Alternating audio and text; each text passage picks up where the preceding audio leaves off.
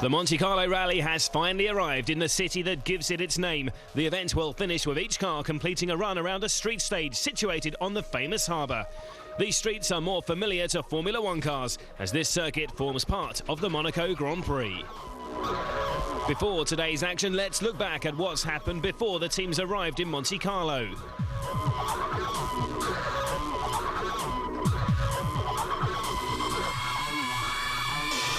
The season got going on Thursday night with all eyes on reigning World Drivers' Champion Sébastien Loeb, who was competing in the Citroën C4 for the first time. But any worries about this car's ability to fill the boots of the Zara, which it had replaced, were soon put to rest. Loeb won both of these nighttime stages, and for good measure, his teammate Dani Sordo was second on both. And their domination continued throughout Friday, as this duo shared all the stage wins. Two cars in the first place after the first complete day, so it's perfect for the team. Marcus Grönholm had hoped to be in the mix for the top podium position this weekend, but struggled with gear selection problems and tyre choice, but still established himself in third.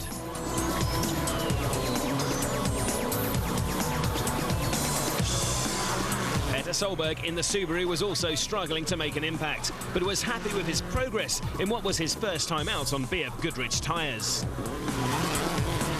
Solberg was being outshone by his teammate Chris Atkinson. He finished 6th on his debut here last year and was out to better that as he moved up to 4th position. This was a big step forward for the Australian on tarmac, and his pace continued on yesterday's stages when he became the first non-Citroën to win a stage this weekend with fastest time on the St Bonnet test. But Atkinson had a challenger for his position. Ford's Mikko Hirvonen was on the attack yesterday, and on stage 12 he took 4th place from Atkinson. They then swapped position on both of the following stages, which ended the day, and will go into today's Monaco Super Special, separated by just 0.8 of a second. I think it's the first time we're going to kind of fight for the position in Super Special, and that's the last stage of the rally, so it's going to be very, very interesting. Although the snow and ice that can make this event so difficult was absent from the mountain stages, there were still some having problems. Both Subarus got into trouble on stage 10. Henning lost time with this spin, while Petter's sharp reaction saved him and co-driver Phil Mills from a potential big off at the same corner.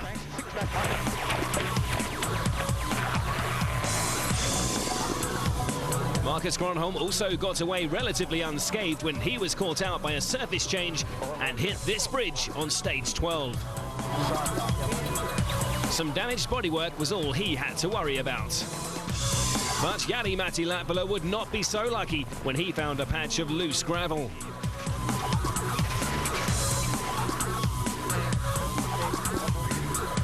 He would be forced to retire because of damage to his Ford Focus's roll cage. But no such worries for the Citroëns. Loeb and Sordo were safely through the final mountain stages. The run around Monte Carlo should be little more than a lap of honour for them.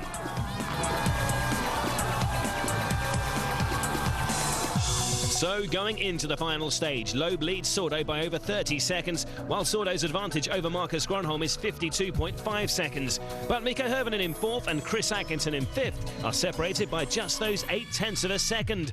Petter Solberg, Tony Gardemeister and Jan Kopecky make up the rest of the top 8. So the crews have headed 390 kilometres south from Valence, their base for the last 3 days, to Monte Carlo, where just a 2.8 kilometre stage awaits them.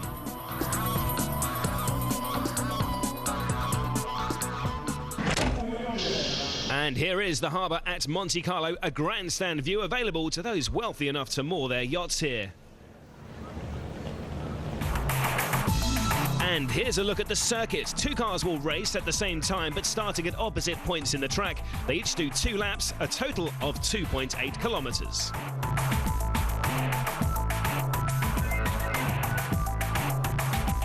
So what a treat in store this is for rally fans around the world. For the first time in a decade, a close-up view of the best rally drivers in the world around the most famous Formula One circuit on the planet. And on the start line now are Matthew Wilson and Gareth McHale. It's England and Ireland first up. Off goes Wilson, but Mikael stalled on the start line, so not the getaway he was hoping for. And expect plenty of sideways action here, with all drivers having to use snow tyres for this final stage. Obviously not the same acceleration as a Formula One car, but the close proximity to the curbs and barriers will give you a real sense of the top speed of a rally car. And a bit of a lock-up there early on for Wilson as he approaches the main straight. The Brits lying 12th overall, with Mikael a position and 2 minutes ahead.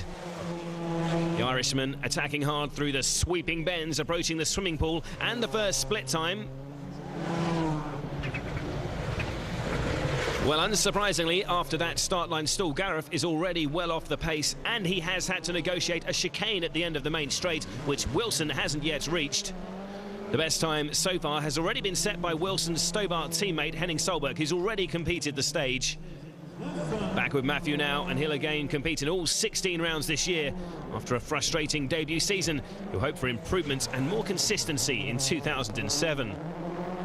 Well, he's only 3.2 seconds up now, so Mikael has made up some time somewhere. It's all only for pride, though, remember. There's little chance of Wilson catching Mikael on the overall leaderboard unless the Irishman makes a big mistake.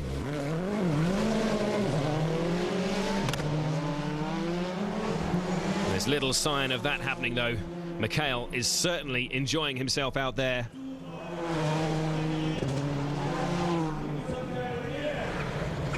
Oh, he's dropped back again, though, and is now 5.8 seconds behind with just the final sector remaining. Wilson, with co-driver Michael Orr alongside, have entered the harbour complex for the last time, and another huge power slide to get them round the corner. Approaching the finish line now. And that should be good enough. Yes, 2.7 seconds ahead of the Irishman.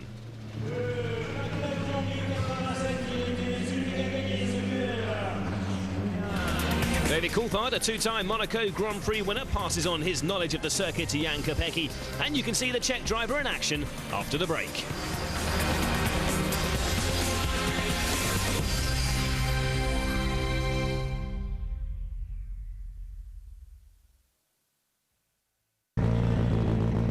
Jan Kopecky and Jean-Marie Quirk get ready for their run through the Monaco Super Special. But first, as the Monte Carlo Rally celebrates its 75th running, here are a few memories of what has made this event so special.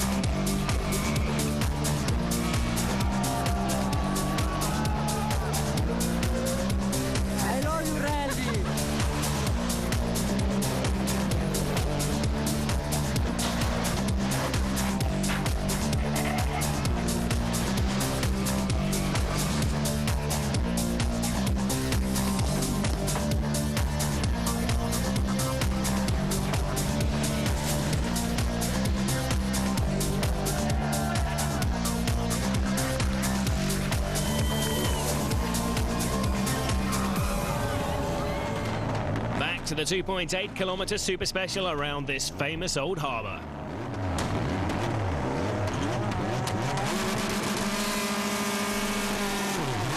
And a clean getaway for both Kopecky and Quirk.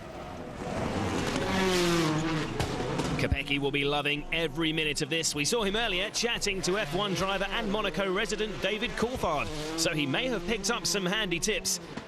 The Czech driver is no slouch on tarmac. His best result, a 5th place finish at last year's Rally Catalunya.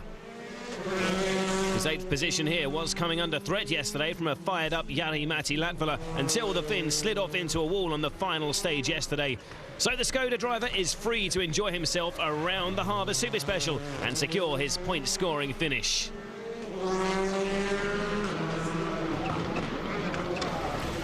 Joining Jean-Marie Quirk now, and the privateer from the Ardèche region has used his local knowledge to good effect this weekend, setting some impressive stage times. It's unlikely he'll improve on his 9th position, but even so, it's been a creditable performance on his first entry in a World Championship rally. Halfway round, and there's very little between the two so far. Quark has the upper hand, but only by 0.3 of a second.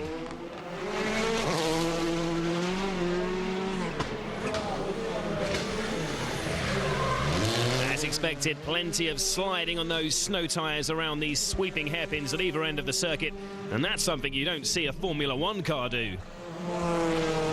Kopecky is the only privateer currently using a Skoda Fabia, and it's good to see the manufacturer represented.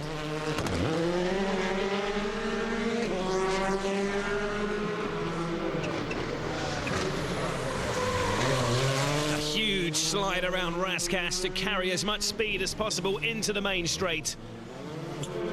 And hard on the gas into the short blast to the finish line. Who's the winner? It's Kopecky. A great second half to the stage for the Czech. He wins by 1.5 seconds.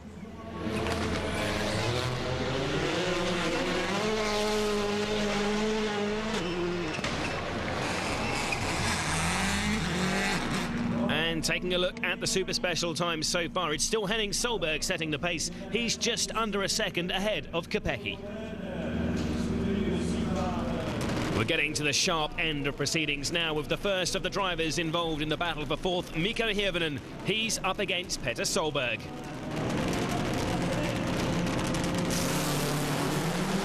These two will certainly not be afraid of giving the crowd a show, but with an advantage of just 0.8 of a second ahead of Chris Atkinson, Hirvonen will need to concentrate on the job in hand. Competition breaks on these machines. It's the braking speeds as much as the acceleration that's so impressive to watch. Solberg giving it everything into the swimming pool complex and coming up to the first split time. He's 4.1 seconds slower, but again, that's after negotiating the end of straight chicane.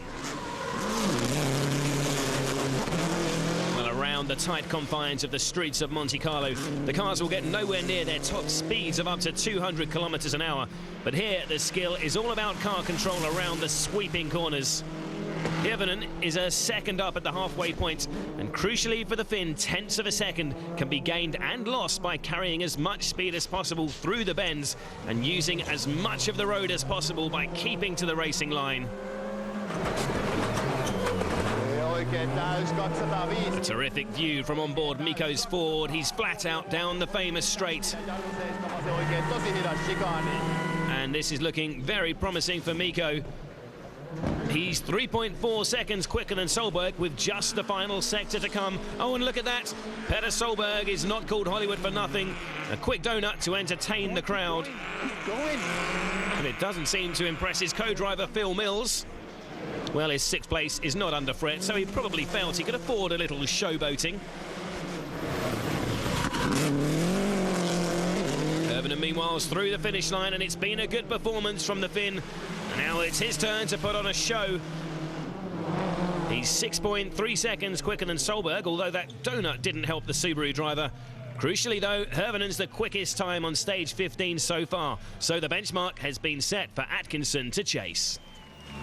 Mikko, the gap was 0.8 in your favour. It's only a short stage, but there's mistakes can be made in it. You're shaking your head. Few small mistakes and that can be it.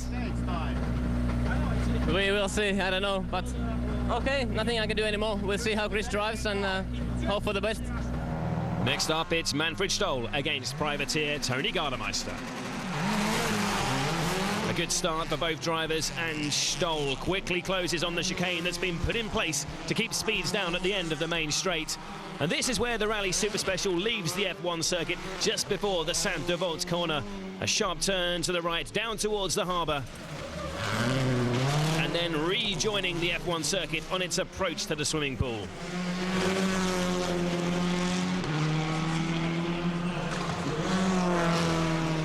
Bit of a wobble over the curbs there. Stoll's been hampered by brake problems all weekend, which have prevented the Austrian from getting fully comfortable back behind the wheel of the Citroën Zara. He's 5.2 seconds down so far.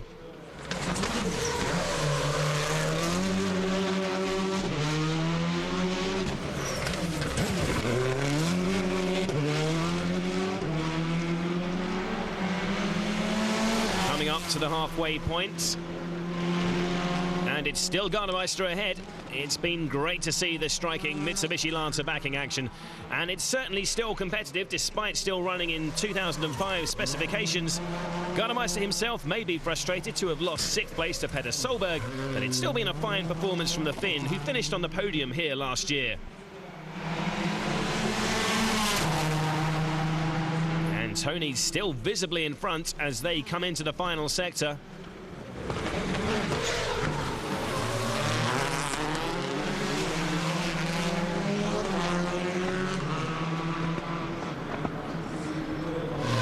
Actually got an advantage of 4.5 seconds. This should be a comfortable win for Gardemeister.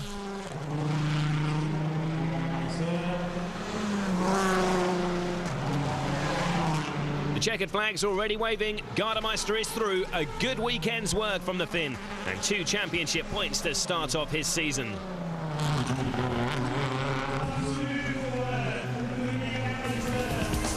So Mikko Hirvonen has set the fastest time so far, but after the break we'll be seeing Chris Atkinson in action, who comes into this stage just 0.8 of a second behind him.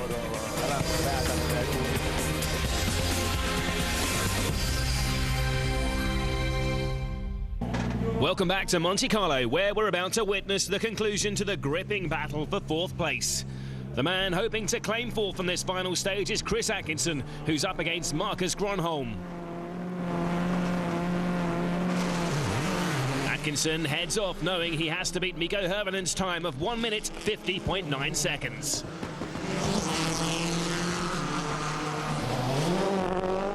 Marcus, however, has no need to prove himself. His position is secure barring disaster. He might not have enjoyed the rally, but the result is basically a job done. He'll hope for more on the snow of Sweden and Norway. Still, 6 points here at least will keep him in touch with his arch rival Loeb.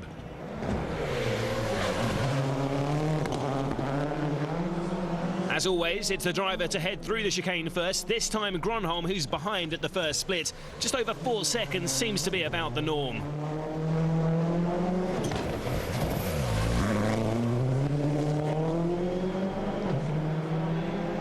And coming up to the halfway split now.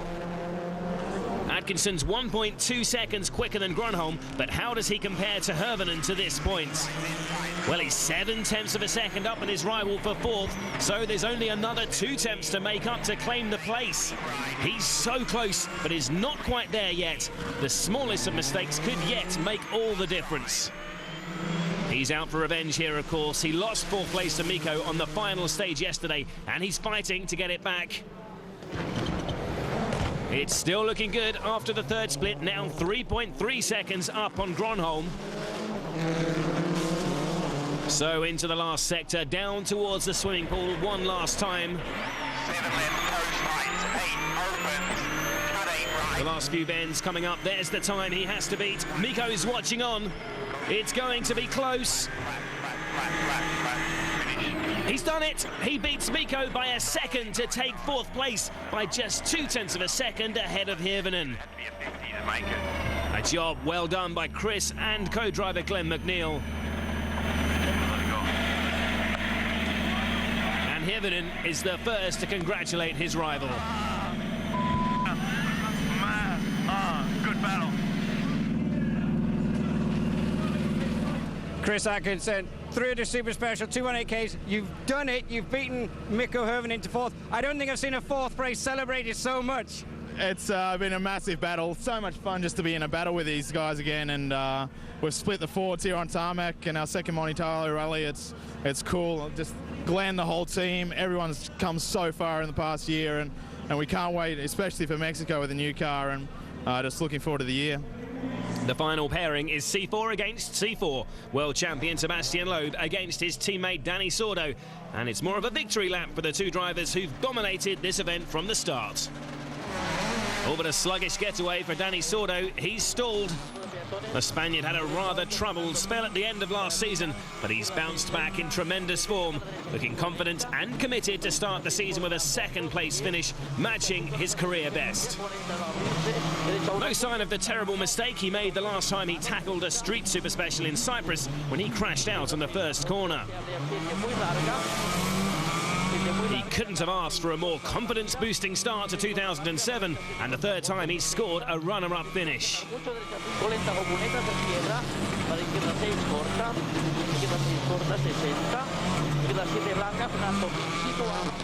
While his teammate and defending world champion Sebastian Loeb is on course to start the season with a 9. This will be his 4th victory here in Monte Carlo, the 29th of his career. No driver has won so many rallies as this 32-year-old Frenchman.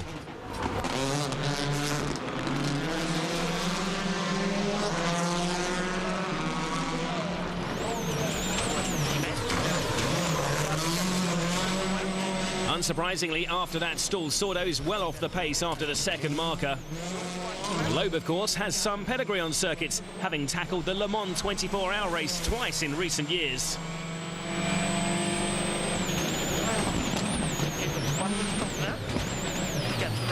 Seb's co-driver Daniel Elena has also put in a faultless performance this weekend, and Citroën couldn't have asked for a more perfect return to the WRC fold. And all this with a brand new car and a driver with a sore arm.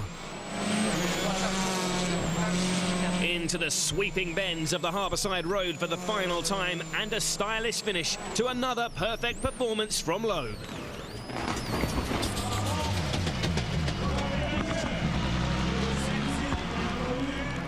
A terrific spectacle to finish the 75th Rally Monte Carlo. Atkinson's efforts to claim 4th see him claim the fastest time on stage 15, while the Citroën celebrations can begin in earnest.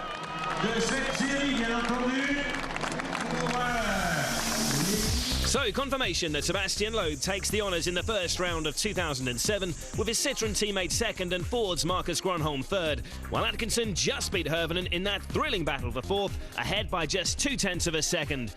And here are the drivers' points for the top 8, privateer Tony Gardemeister and Jan Kopecky bringing up the rear. Sebastian, first rally back since breaking the arm, debut for the C4. It's just absolutely perfect. It's a victory. Yeah, it's a victory, and my 4th in Monte Carlo, so that's a great moment. I like to start the season like this with 10 points. That's really important for me. The feeling is good. That the car, I think, is really fast. My arm is going much better, so everything is perfect for the moment. A good start for the season, and hopefully we'll be able to continue like this and to win some other victories this year. And that perfect start reflected in the first manufacturer's table of the season, with Citroën claiming a maximum 18 points from the rally, Ford second with 10, and Subaru third on 8. Guy, congratulations, a fantastic start for the C4. Yes, thank you very much, and it's really a fantastic start for Citroën, for the team, for the crews. It's really fantastic, and for the C4 for sure. Did you ever have any doubts that the C4 would not compare to the Zara? Now I think we know that it's like this. We knew that in the test the C4 was a little bit faster than the Zara, but we are waiting before the rally to know if it's correct or not, and now we know that the C4 is a little bit faster than the Zara in the rally. It's really for us it's really fantastic. And now you're looking to claim back the manufacturer's championship from Ford, yes? We will try to have the championship at the end of the season, but it's a long way. It's only the first rally, you know, and I know that Ford and Marcus and Hirvonen will be very fast also in the other rally, not only on the tarmac. Next up is Sweden, the first of a double bill of pure snow rallies. Marcus Grönholm won last year and will be hoping to repeat that feat. There's a full preview of the Swedish rally on WRC.com. Happy birthday to you. But for now, the Citroën success story continues as the team start the new season with another flawless performance.